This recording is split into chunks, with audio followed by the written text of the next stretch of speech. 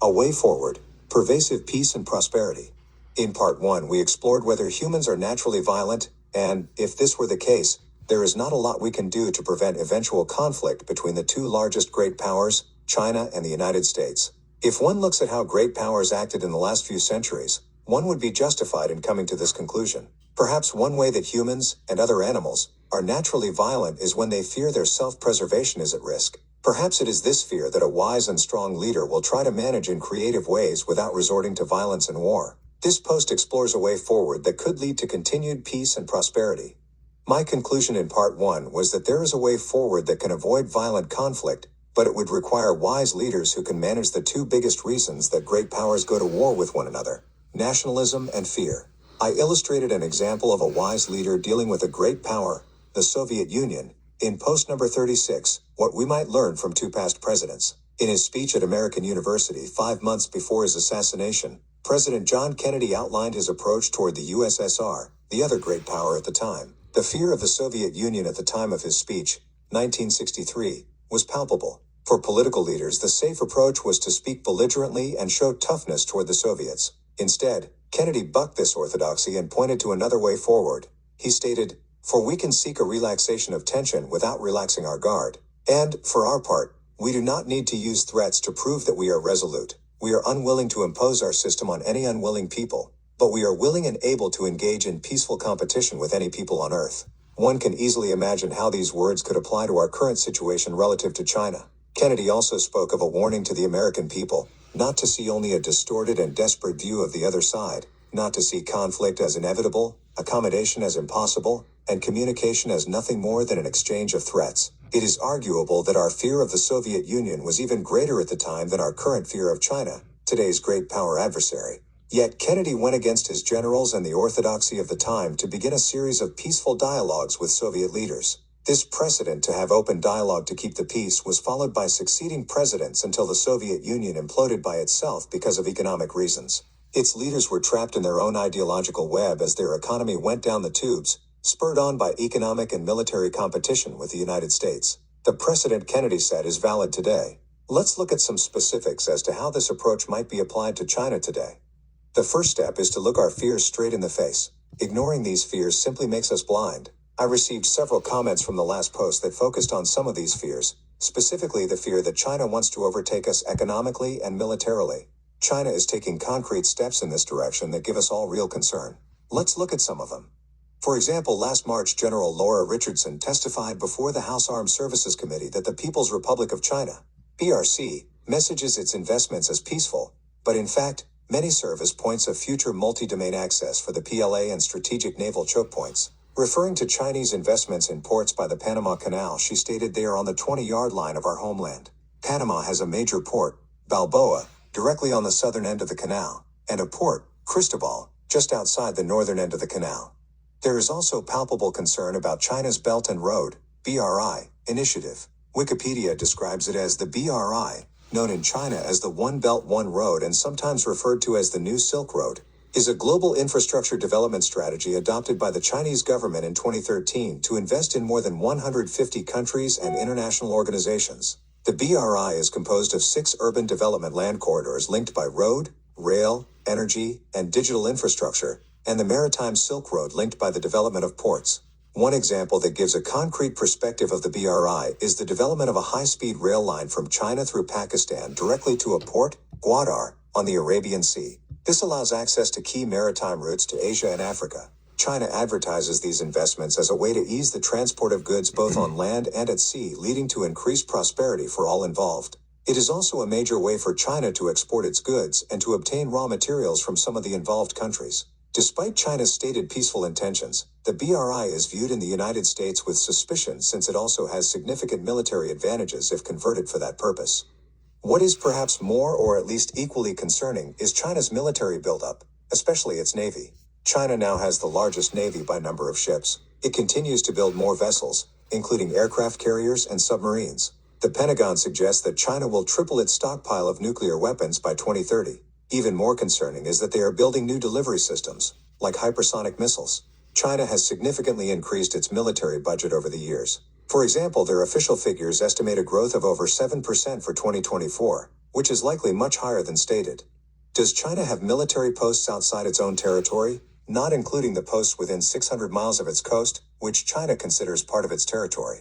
These outposts on artificial islands, Spratly Islands and others, are an effort to show dominance over Taiwan and reinforce China's hegemony in their region.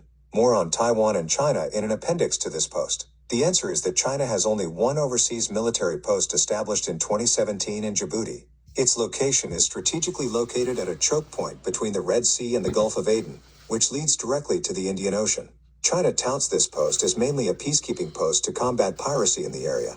However, it is large enough to dock an aircraft carrier. Interestingly, the U.S. also has a major military post in Djibouti, Camp Lemonnier, just 6 miles from China's post. Both countries promote their military posts as mainly efforts to keep the peace in the region and to ensure each country's interests are being served. Perhaps the current cooperation at this location between China and the U.S. may indicate a creative approach for a way forward. Keep reading.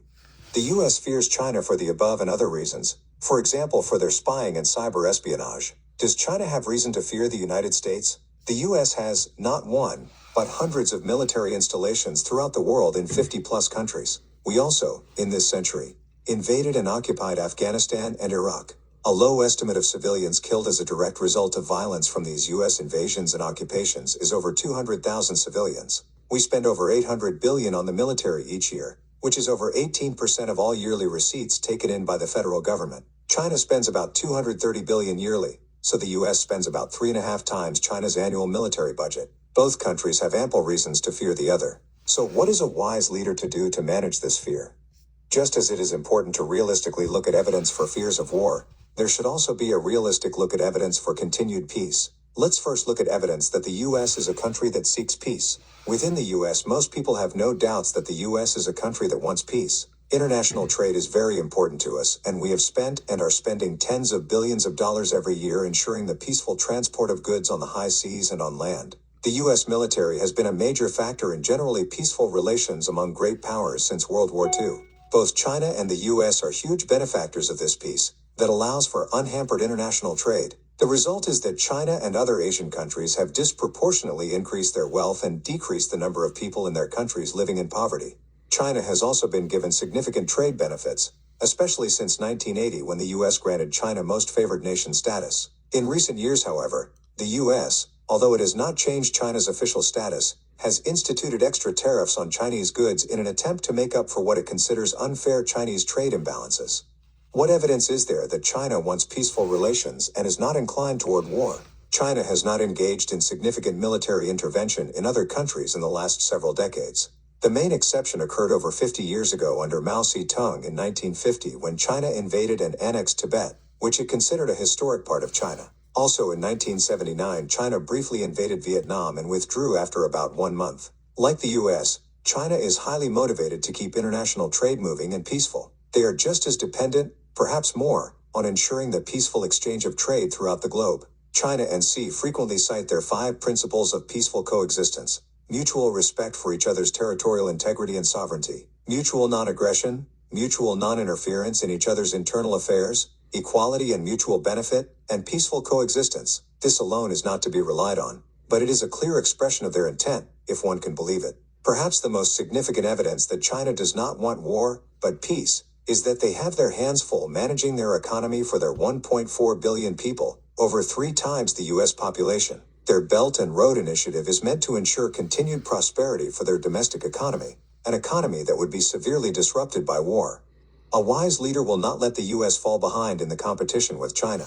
For example, China's 5-year plan calls for increasing R&D spending by more than 7%, and on self-reliance for core digital technologies such as semiconductors and AI. A glaring example of where the U.S. is behind China is in the mechanization of ports and in focusing military spending on modern new weaponry. China has followed the U.S. lead in placing a focus on being less reliant on foreign goods and increasing the percentage of goods they manufacture for their own domestic consumption.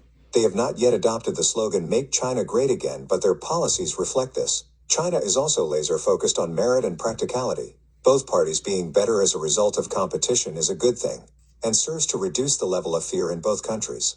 A wise and strong leader will be able to make the case for their country and negotiate so that there is a win-win situation that lessens the fear factor. For a long time, the U.S. has allowed China a free ride in the way that they have prospered from the global order that the U.S. had created after World War II. This has come at considerable expense for the U.S. A wise leader will be able to have a good relationship with his or her counterpart and be able to facilitate the complex negotiations that are absolutely essential. They should have an expectation in the goodwill of the other side and, in the words of President Kennedy, not to see only a distorted and desperate view of the other side, not to see conflict as inevitable, accommodation as impossible, and communication as nothing more than an exchange of threats. An example where China and the U.S. can work together is in preventing ideological terrorism, whether it is from distorted Islamic ideologies or any other source that has infected the Middle East, Africa, and several Asian countries. We are about to inaugurate a new president on January 20th, 25. I urge U.S. citizens to do what they can to lower the current temperature against China, perhaps even contacting their senators suggesting some of what I have written here. I myself have contacted New Jersey Senator Andy Kim on this topic. I think President-elect Trump may have the ability to create a meeting of minds with President Xi. I know that many think he is an incompetent bully, but let's give him a chance. For example, on December 16th at a press conference at Mar-a-Lago, President-elect Trump told reporters China and the United States can together solve all the problems in the world, if you think about it. So it's very important. And you know, he was a friend of mine. He was here for a long time, right in that spot, except sitting in a very comfortable chair. He wasn't standing like you are, but we spent hours and hours talking, and he is an amazing guy. I will end this post with a quote from martinsblogs.com, post number 34, Imogene, and one from Shakespeare. Perhaps I am overly optimistic, but as Shakespeare wrote, doubts are our traitors and make us lose the gain we might otherwise have won. From post number 34, Imogene. In my imagined society, the United States would work hand in hand with China to avoid future wars because together they do have the overwhelming power needed to prevent this violence, just as effective governments have overwhelming power within their own borders. At the same time, we would continue to compete economically with China and keep our military strong. Comments. If any of you have comments, you can more easily contact me directly at 732-996-9072 or email martysol@comcast.net. Appendix, China, Taiwan, and the United States.